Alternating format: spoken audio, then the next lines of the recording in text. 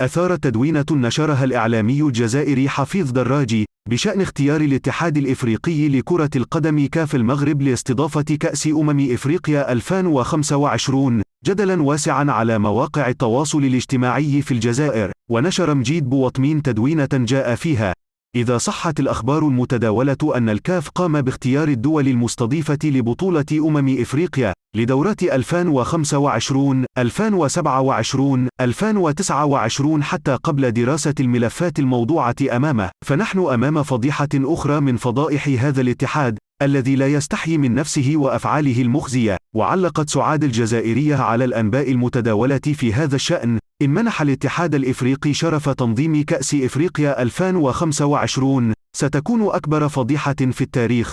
المغرب انسحب من تنظيم كان 2019 وترك الكاف في ورطة حقيقية قبل أن تتدخل مصر وتنقذ سمعة إفريقيا. ونشر محمد يعقوبي تدوينة قال فيها: عصابة الكاف تحاول استغفال الجزائر.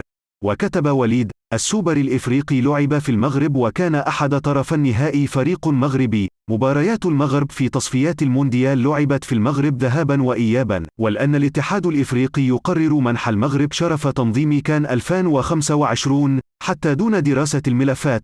وتابع: الحقيقة بلغ السيل الزباء.